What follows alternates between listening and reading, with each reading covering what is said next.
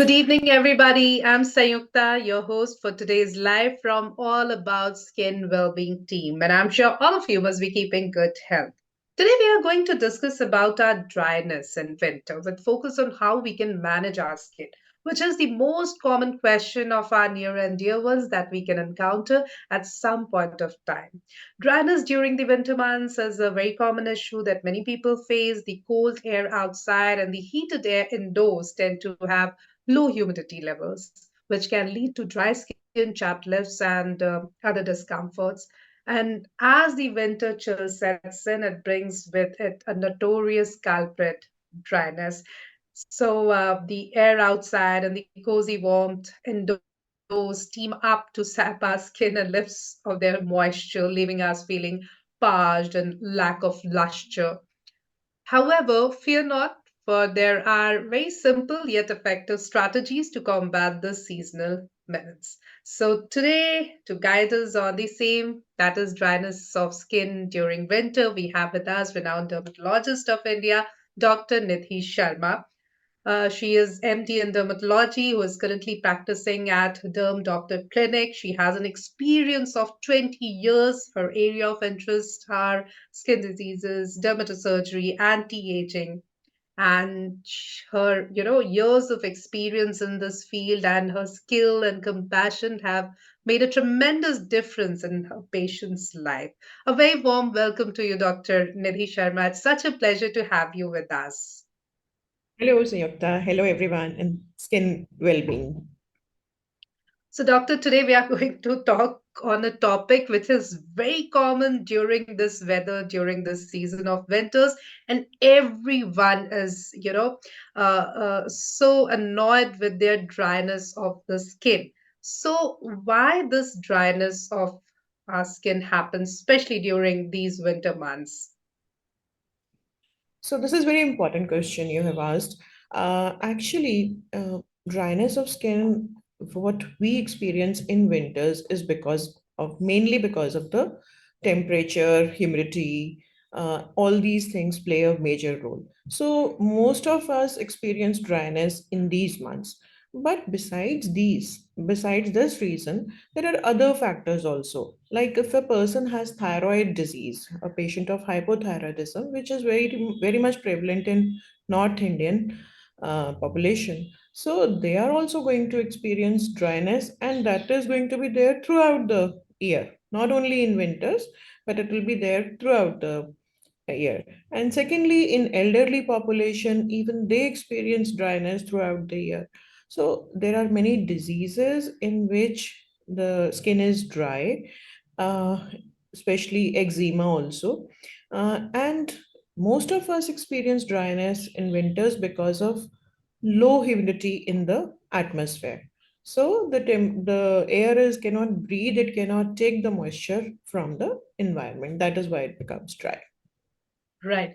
And as you said, many a times we see that many kinds of skin allergies or skin conditions surfaces because the skin is very dry.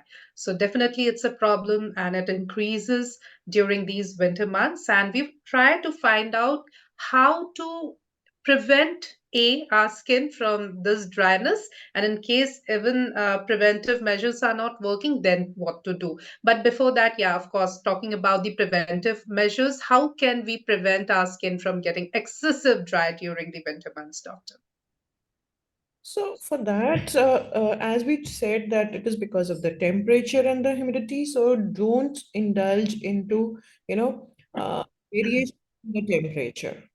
Don't expose yourself to non-humidified air. So try to be there in the humidified air.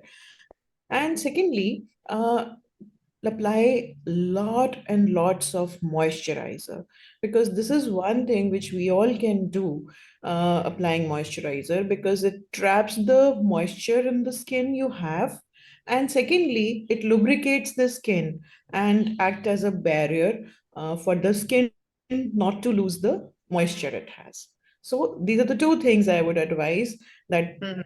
your skin with the help of moisturizers and keep yourself in humidified air. Right. तो doctor, होता ये है खास तौर पर सर्दियों में कि अगर हम नहाने के तुरंत बाद मॉइस्चराइज कर ले, सो हमारी स्किन लंबे वक्त तक हमें लगता है कि सॉफ्ट है, मॉइस्चराइज्ड है। और अगर हम ऐसा नहीं कर पाते, तो फिर हमें लगता है कि हम कितना भी मॉइस्चराइजर कर ले, but skin is not been able to tap the moisture. So what is the right way? So this there are few things which we advise to our patients. सबसे पहले तो ये है कि use tepid water. Don't use a hot water. हाँ, right. Water is a better option than using a hot warm water because उससे आपका एक natural जो oil है आपकी skin में वो lose नहीं होता है. Second is don't use harsh soaps. Try to use synthetic detergents or soaps which are alcohol free, which are highly acidic. So try to go in for them. And आजकल अगर हम आम उसमें बात करें जो अवेलेबल हैं उसमें आप पियर्स या डव ऐसे जो on over the counter commercial soaps मिलते हैं they are also good. Soap आपका ठीक होना चाहिए और फिर एकदम नहाने के बाद don't dry your skin with a heat. Just PAT it dry with a towel और उससे एक आपकी मॉइस्चर की लेयर आपकी स्किन पे बनी रहेगी and then over it you can apply coconut oil और अ मॉइस्चराइजर बॉडी लोशन. आप कुछ भी अप्लाई करेंगे तो उससे एक वाटर की लेयर आपकी स्किन और मॉइस्चराइजर के बीच में ट्रैप हो जाएगी which will keep your skin supple, hydrated for a long time. Right. Are there any specific moisturizers or skincare products you recommend for combating dry skin in winter? At least वो ingredients जो हम ढूंढे जब हम लेने जाएं कोई moisturizer? जो मॉइस्चराइजर्स हैं there are four types basically categorise अगर हम करें उनमें हम Mm-hmm. ऑक्लूसिव्स होते हैं, इमोलिएंट्स होते हैं, हाइड्रेंट्स होते हैं और कुछ और भी होते हैं. सो द थिंग इज कि हमारा जो मॉइस्चराइजर है it should have mixture of all. जैसे आजकल हियालुरोनिक एसिड बहुत इन वोग है तो बहुत से पेशेंट्स हमारे हियालुरोनिक एसिड को ही सिर्फ मॉइस्चराइजर मानते हैं जबकि ऐसा नहीं है. आपकी वैसलिन भी जो है पैराफिन पेट्रोलियम जेली जो है वो भी एक मॉइस्चराइजर है बट वो ओक्लूसिव है. उसको एक Right. नीचे चाहिए इमल्सिफायर तभी आपका वो काम करेगी. ऐसे ही हियालुरोनिक एसिड्स अपने में कुछ नहीं करेगी. उसने मॉइस्चर एब्जॉर्ब करना है या तो वो एयर से करेगी या फिर आपकी स्किन से करेगी. इस वेदर में जब एयर में मॉइस्चर नहीं है तो हियालुरोनिक एसिड आपकी स्किन से मॉइस्चर एब्जॉर्ब करके उसको और भी ड्राई कर देगी. So don't go in for hyaluronic acid in these months. You can use them and other months because उस time पे ये अच्छी है. But winters, North Indian winters are not the appropriate season to use hyaluronic acid. हम्म। और जैसा कि हम बात कर रहे हैं कि ह्यूमिडिटी का लेवल नहीं होता है, मॉइस्चर का लेवल एनवायरनमेंट में नहीं होता है, बाहर भी और अंदर भी कई लोग ड्रायर्स यूज करते हैं, हीटर्स यूज करते हैं और वो काफी हमारे स्किन को ड्राई करती है. So is it necessary to use a humidifier as you mentioned at home during this point of time, and if so what kind of humidifier do you suggest? I don't have much information about humidifier. I just want them to use humidifier और हम basic समझाते हैं कि अगर आपके पास कुछ नहीं है तो हीटर के सामने ही आप एक बाउल ऑफ वाटर रख लो और उसके ऊपर एक क्लॉथ रख लो सो दैट जब उसके ऊपर से इवेपोरेशन होगी तो आपके कमरे में अच्छे से वाटर वेपर्स होंगे. So this is a simple method you can use while using whatever gadget you have. But of course आजकल ऐसे गैजेट्स भी अवेलेबल हैं जिनमें ह्यूमिडिफायर साथ में ही इनबिल्ट होता है सो दे आर ऑल्सो गुड. उसमें आई सपोज कि उसमें कुछ वाटर या कहीं पे इनलेट होती है so if you use right. Of heating gadget उससे आपकी ह्यूमिडिफिकेशन भी साथ ही में हो जाए. राइट। डॉक्टर, हमारी स्किन ड्राई हो उससे पहले ही जो मौसम का असर है वो हमारे लिप्स पर नजर आने लगता है। मेरे ख्याल से सबसे पहले वहीं से शुरुआत होती है। और विंटर से पहले जो एक बहुत ड्राई स्पेल होता है, बहुत ड्राई हवा चलती है और सबसे पहले हमारे लिप्स जो है बहुत सूख जाते हैं और एक टाइम पे कुछ भी वर्क नहीं करता, and we are continuously torturing our lips with our teeths और टंग भी हम बार-बार यूज़ करते रहते हैं और वो कंडीशन को और ज़्यादा वर्सन करता है. So what are some of the effective maybe home remedies, natural treatments or what other things can we do for dry and chapped lips during winters? तो एज वी डिस्कस्ड के skin के क्या reasons हैं dry होने के, सो lips के भी different reasons रहते हैं। ऑफ कोर्स वेदर तो है ही है, जैसे हमने ह्यूमिडिटी और टेम्परेचर की बात की। इसके अलावा न्यूट्रिशनल स्टेटस भी बहुत इंपॉर्टेंट है लिप्स के केस में। अगर पेशेंट में या पर्सन में विटामिन्स की कमी हो, स्पेशली विटामिन B2 की, तो विटामिन ए की, तो भी चिलाइटिस, लिप ड्राइनेस जिसे हम कहते हैं, वो बहुत ज़्यादा चांसेस रहते हैं। सो न्यूट्रिशनल लेवल भी ठीक रखना विंटर्स में बहुत ज़रूरी है, with intake of lot of green vegetables and carrots and pomegranates, tomatoes, everything which provides you with vitamin A and vitamin B। So nutritional levels ठीक रहने चाहिए। एंड इसकी केयर जो है, it's not different from the skin care, but of course इसमें petroleum jelly और जैसे lip balms आते हैं, वो सब ज़्यादा काम करती हैं। क्योंकि लिप्स का डिफरेंस स्किन से यही है कि इसमें ऊपर की थिक लेयर नहीं होती, जिसे हम स्ट्रेटम कॉर्नियम कहते हैं। इसमें ये म्यूकोजा की तरह ही होता है, तो इसमें ब्लड वेसल्स बहुत ज़्यादा सुपरफिशियल पड़ी हैं, जिससे हीट लॉस और हमारे सारी ह्यूमिडिटी जो है वो बहुत ज़्यादा इफेक्ट करती है। सो न्यूट्रिशनल लेवल्स और Vaseline, these are the two things which we can readily do before the start of the winters also. Right. Lips की बात हो गई, स्किन की बात हो गई, हील्स भी बहुत ज़्यादा क्रैक होते हैं और विंटर्स में हम कोशिश करते हैं कि हम हमेशा सॉक्स, शूज़ पहने रहें, लेकिन उसके बाद भी कई बार देखने को मिलता है कि हील्स में बहुत ज़्यादा क्रैक्स आ गए हैं या बहुत ज़्यादा ड्राई या रफ हो गया है। उसके लिए भी कुछ हम कर सकते हैं घर पे जो ईज़िली किया जा सके? बिल्कुल, ऑफ कोर्स ये भी it's a very nice question, क्योंकि क्रैक डील्स के साथ हमारे पास बहुत पेशेंट्स पड़ जाते हैं विंटर्स में। सो ये भी रीजंस तो इसमें वही हैं, न्यूट्रिशन एंड ह्यूमिडिटी।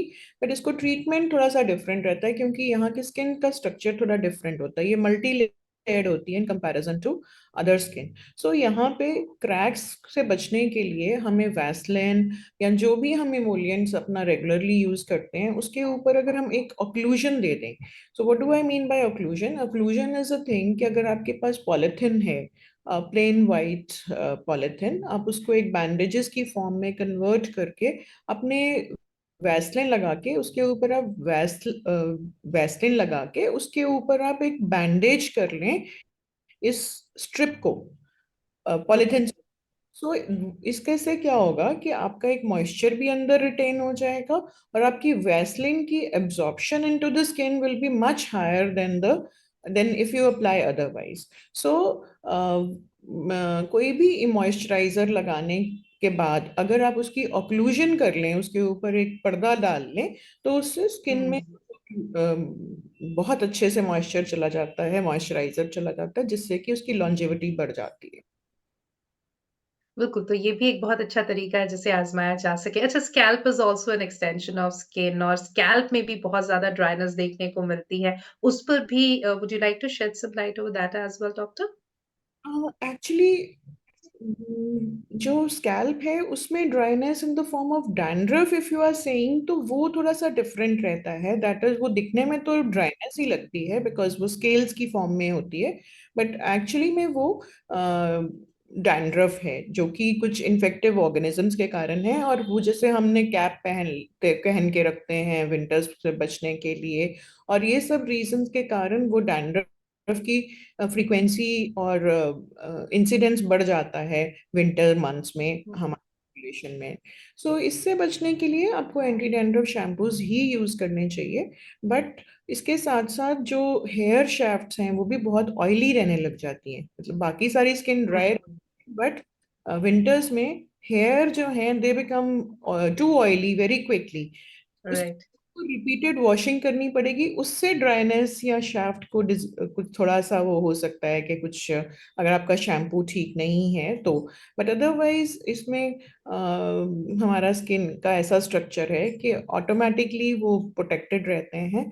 जो ड्राइनेस हमें दिखती है स्कैल्प पे, वो बेसिकली डैंड्रफ के कारण है। अच्छा, विंटर्स में ये कितना इम्पोर्टेंट हो जाता है that we moisturise our skin and then we go to sleep because कई लोग हैं जो बहुत अच्छे से स्किन फेस पे क्रीम लगाकर, हाथ-पैर में क्रीम लगाकर सोते हैं, कुछ ऐसा नहीं कर पाते, लेकिन उनमें ड्राइनेस की प्रॉब्लम ज़्यादा होती है, तो क्या करना चाहिए before we go to bed doctor? इसमें जो हम नॉर्मली करते हैं कि क्लींजिंग, टोनिंग एंड मॉइस्चराइजिंग, जो सीटीएम रेजीम है वही फॉलो करनी चाहिए। बट ऑफ कोर्स इसमें मॉइस्चराइजर की जो जो इंग्रेडिएंट्स हैं वो थोड़े से चेंज हो जाते हैं। जैसे मैंने बताया कि हियालुरोनिक एसिड की ज़रूरत नहीं है इसमें, आपको और इमल्सीफायर्स की ज़रूरत रहती है, जिसमें कि वैसलिन, ग्लिसरीन, मिनरल ऑयल्स, ये सब इंग्रेडिएंट्स होने ज़रूरी हैं आपके मॉइस्चराइजर में। सो अगर वो है तो पहले आप क्लींजिंग करें, but cleansing should be with a very mild cleanser, जो कि आप अल्कोहल फ्री हो, जिससे आपको ड्राइनेस ना होती हो। नहीं तो यूजुअली हम क्लींजिंग उससे करते हैं जो सोपी हो, जिससे फोम बन रही हो। बट विंटर्स में हमें नॉन सोपी, नॉन फोमी क्लींजर्स यूज करने चाहिए, जिससे कि हमारे स्किन में जो ऑयल नेचुरली बन रहा है वो प्रिजर्व्ड रहे, वो वाइप ऑफ ना हो जाए क्लींजर से। और उसके उसको टॉप अप हमें मॉइस्चराइजर से करना चाहिए, जैसे कि मैंने बताया कि विद सम ग्लिसरीन और मिनरल ऑयल्स के साथ। Petroleum jelly. डॉक्टर, एक और टॉपिक है जिस पर मैं आपसे बात करना चाहूंगी। ये डायरेक्टली ड्राइनेस से रिलेटेड नहीं है, लेकिन विंटर्स में एक और बहुत मेजर प्रॉब्लम स्किन के साथ होती है। हमें लगता है कि धूप नहीं है, सनस्क्रीन लगाने की जरूरत नहीं है, हम बिना सनस्क्रीन यूज किए हम बाहर जाते हैं, अपने काम करते हैं, and by the end of the day या कुछ दिनों में टैनिंग और कई बार जो चीक्स है उस पर पिगमेंटेशन या हाइपरपिगमेंटेशन उस पर दिखने लगता है। तो is it important to use sunscreen even during these months of winters? So you have asked a very important question. Yes, it's a big myth कि हमें विंटर्स में सनस्क्रीन नहीं लगाना चाहिए, जबकि ऑन द कॉन्ट्ररी हमें और भी लगाना चाहिए। Because to beat the cold we tend to stay away in sunbathing बहुत ज़्यादा हमारा कॉमन हो जाता है, नॉर्मल सब करते हैं।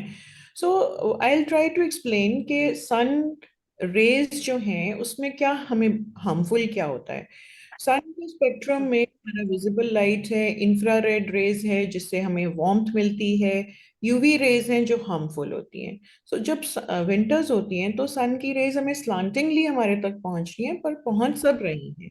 सिर्फ ये है कि उनकी इंटेंसिटी कम होती है। तो इंफ्रारेड रेज कम होने से हमें वार्मथ कम लगती है, बट यूवी रेज तो पहुंच रही हैं कि अपनी उसमें, और दे आर इक्वली हार्मफुल जैसे वो समर्स में थी। तो सनस्क्रीन लगाना हमें, सनस्क्रीन बेसिकली हमें यूवी रेज से प्रोटेक्ट करने के लिए होता है। सो सनस्क्रीन हमें विंटर्स में उतना ही जरूरी है, क्योंकि हमारा सन एक्सपोजर टाइम बढ़ जाता है समर्स के कंपैरिजन।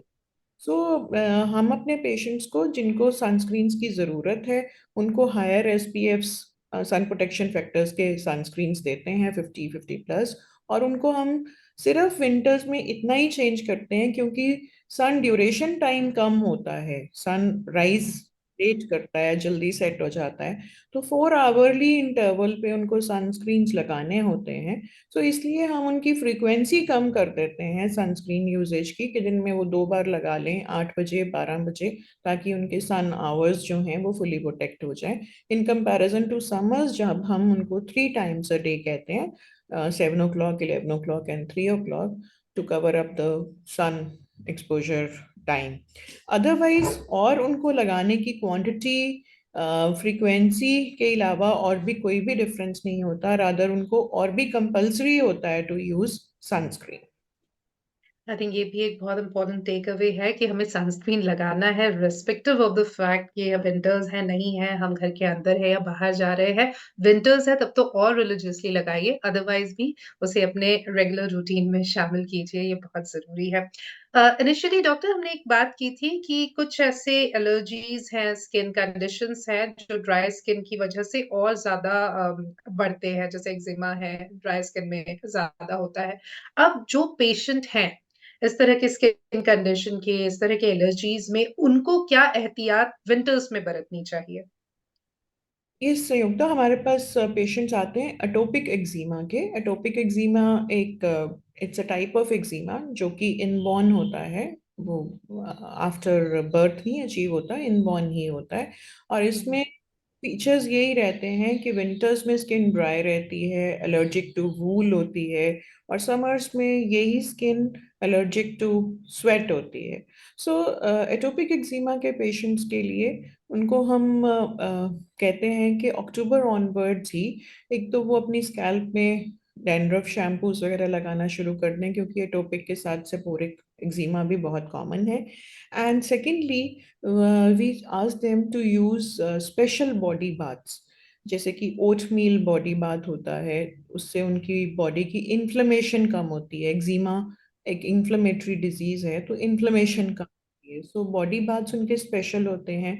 बाकी उनकी रूटीन जैसे मैंने आपको समझाया कि पेशेंट्स को हम यही कहते हैं कि अपना टेपेड वाटर से बेथ कीजिए, और बेथ करने के अपना जो आपका बॉडी बाथ सोप है वो बिल्कुल आपका जैसे एक्जिमाज में हमने ओटमील बाथ सोप्स दे दिए, और अदरवाइज हमने दूसरे, और इमीडिएटली उसके बाद पैड ड्राई करके अपना मॉइस्चराइजर लगाएं। इनके मॉइस्चराइजर्स भी थोड़े से डिफरेंट रहते हैं एक्जिमा के पेशेंट्स के। Their moisturisers contain ceramides. Skin जो है हमारी, इसका बैरियर फंक्शन होता है, skin barrier function which is deficient in these patients. उसको हमें मेंटेन करने के लिए उनकी जो डेफिशिएंसीज हैं वो कवर अप करनी पड़ती हैं, और ceramides is one thing which is lacking in their skin. So हम बाहर से सिरामाइड 1 3 ऐसे करके हमारे डिफरेंट टाइप्स ऑफ सिरामाइड्स होते हैं, वो सब उनके मॉइस्चराइजर्स में होने ज़रूरी हैं। They are costly moisturisers but they are very useful, क्योंकि उससे फिर उनका इचिंग और एक्जिमा दोनों ही नहीं होते हैं। राइट। कुछ सवाल हमारे व्यूअर्स के भी हैं। एक सवाल मैं दीपक का लेना चाहूंगी क्योंकि ये बहुत आम होता है। उनका सवाल है कि डॉक्टर, फेस पर मलाई लगाने से स्किन अच्छी होती है क्या? कई लोग ये करते हैं स्पेशली विंटर्स में। Is it effective? Yes definitely Deepak, ये मलाई जो है, ये इसमें काफी ज्यादा इंग्रेडिएंट्स हैं जो कि मॉइस्चराइज करने के लिए हैं। बट जैसे मैंने पहले भी कहा था कि एक moisturiser it should ideally should contain all types of ingredients, जो कि ऑक्लूसिव भी हो, इमल्सीफायर भी हो, हाइड्रेटिंग भी हो। जो मलाई है बेसिकली ये इमल्सीफायर है। इमल्सीफायर से मतलब क्या है कि जो हमारे स्किन में क्रैक्स हैं, गैप्स हैं, उनको वो फिल अप कर देती है। वो ओक्लूड इतना नहीं कर पाती। अगर आप मलाई लगाएंगे तो थोड़ी देर के बाद देखेंगे कि उसके ऊपर, आपकी स्किन के ऊपर सॉफ्टनेस है, but then it becomes as normal. So वो गैप्स फिल हो जाते हैं, बट बहुत लॉन्जेविटी नहीं रहती है। सो सिंपली मलाई नहीं चलेगी, बट हाँ, मलाई अपने में बिल्कुल सेफ है, you can use it. Okay. Sharaya Sen का सवाल है, are there any medications as well for dry skin? नहीं, एज सच हम ड्राई स्किन के लिए कोई मेडिकेशंस नहीं है, बट यस कॉज है। जो कॉज है ड्राई कंडीशन का, उसी कोई उसके लिए मेडिसिन हो सकती हैं। जैसे कि अगर कॉज आपका थायराइड डिजीज है, तो हाइपोथायरॉयडिज्म के कारण dryness of the skin is there, तो हम हाइपोथायरॉयडिज्म के लिए टेबलेट्स देते हैं एल्ट्रोक्सिन की। अगर पेशेंट को विटामिन ए डेफिशिएंसी है जिसके कारण उसको जीरोसिस हो रही है, ड्राइनेस हो रही है, तो उसके लिए उसको विटामिन ए सप्लीमेंटेशन दी जाएगी in the form of tablet, syrups, whatever। But as such dryness so जो है वो एक सिम्टम है, वो डिजीज नहीं है जिसके लिए कोई भी मेडिसिन बनी हो। बीमारी के साथ वो राइट। Associate medicine. बिल्कुल। डॉक्टर, इनिशियली आपने थोड़ी बात डाइट पर की थी, that how important it is to have a balanced diet, और विंटर वो समय है जब बहुत ज्यादा ग्रीन लीफी वेजिटेबल, अच्छे फ्रूट, सिट्रस फ्रूट सब मार्केट में अवेलेबल है। सो स्पेशली इस टाइम पे अपने स्किन को पूरे साल भर के लिए हेल्दी रखने के लिए हम क्या-क्या चीजें हैं जो अपने डाइट में इंक्लूड कर सकते हैं?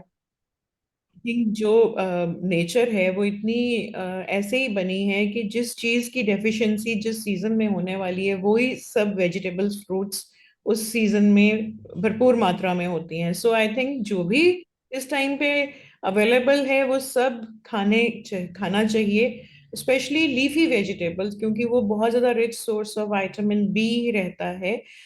इसके साथ जो कैरेट्स हैं, ये बहुत रिच सोर्स हैं विटामिन ए की, स्पेशली इनका जो येलो पार्ट है। सो विटामिन ए हमने जैसे कहा कि बड़ा इम्पोर्टेंट रहता है स्किन के लिए, नहीं तो उससे ड्राइनेस हो जाती है उसकी डेफिशिएंसी से। सो जितने भी फ्रूट्स एंड वेजिटेबल्स हैं, they all are good sources of vitamins which are very important for to handle skin dryness. सारे के सारे खाने चाहिए. Besides बिल्कुल milk and egg, वो भी बहुत बैलेंस डाइट हैं और बहुत स्किन इंटेग्रिटी को मेंटेन करने के लिए अच्छे रहते हैं. बिल्कुल। अजीत सिंह है, अजीत का सवाल है, should I avoid using certain soaps और skin care products that may worsen my dry skin? Yes Ajit, हमने पहले ही डिस्कस किया कि जो सोप्स फोम बनाते हैं या थोड़े अल्कलाइन होते हैं, वो आपकी स्किन को हार्श रह सकते हैं और आपके स्किन बैरियर को डिस्ट्रॉय कर सकते हैं. So try to use synthetic detergents. Syndet bars करके आते हैं. अगर आपके पास, वो थोड़े कॉस्टली रहते हैं, मेडिकेटेड होते हैं. अगर आप उसकी cheaper versions on the over the counter ढूंढ रहे हैं, तो फिर डव या फिर पियर्स सोप, जो ग्लिसरीन सोप्स हैं, ऐसे सोप्स आप यूज कर सकते हैं, which will be skin friendly. Okay. Akanksha Puri हमारे साथ है। Doctor, are there certain environmental factors और lifestyle habits that could be contributing to my dry skin? हालांकि इस पर भी हमने थोड़ी बहुत बात की है, लेकिन हो सकता है आकांक्षा ने लेट सेशन ज्वाइन किया हो। आकांक्षा, आई थिंक सो. हमने एक तो हीटिंग apparatuses जो यूज होते हैं उनके बारे में बात की कि दे शुड बी, मतलब you should use heating devices which have in built humidifiers, या फिर आप DIY जैसे अपने होम ह्यूमिडिफायर्स बना सकते हो, तो वैसे बनाएं ताकि आपका atmosphere inside your home is contain some. इसके अलावा लाइफस्टाइल में basically, if you sleep well, if you drink water, if you take green leafy vegetables, अपना जंक फूड को अवॉइड करना, ये सब चीज़ें करेंगे तो उससे भी आपकी ये ड्राइनेस इम्प्रूव रहेगी. एक चीज़ और है, I am not sure about your age, कई हमारे जो एल्डरली पेशेंट्स होते हैं उनकी भी स्किन ड्राई रहती है. That is a part of ageing, क्योंकि जैसे जैसे स्किन एज होती है तो उसमें मॉइस्चर रिटेनिंग कैपेसिटी और उसकी इनबिल्ट जो स्किन बैरियर फंक्शन है वो थोड़ा सा कॉम्प्रोमाइज्ड हो जाता है. तो उन पेशेंट्स के लिए भी ड्राइनेस हो जाती है, उनको उनको दोबारा दोबारा रिपीटेडली मॉइस्चराइजेशंस की ज़रूरत रहती है. सो यही लाइफस्टाइल चेंज की ज़रूरत है. बिल्कुल। So I guess the bottom line is that moisturise moisturise moisturise, specially इस टाइम पे, and definitely eating healthy, maintaining a good lifestyle is equally important. Now, doctor, before we wrap up the whole session, any take home message, क्या करे क्या नहीं करे, एक बार फिर से अगर आप दोहरा दे? Yeah, sure, definitely. So basically, हम नॉर्थ इंडिया में जब रह रहे हैं तो इसको, जो भी इसकी लिमिटेशंस और इसकी प्रॉब्लम्स हैं, उनको डील करना हमें साइंटिफिक वे से सीख लेना चाहिए वंस फॉर ऑल. सो यहाँ पे मॉइस्चर जो है तब तक नहीं हवा में आएगा जब तक रेन्स नहीं होंगी. So before this it rains in winters, we have to take care of our skin by using lukewarm water, using mild soaps, patting it dry, and then applying moisturizer just after the bath. Even if you're not taking bath on everyday basis, still you can just smear your skin with water and apply a moisturizer.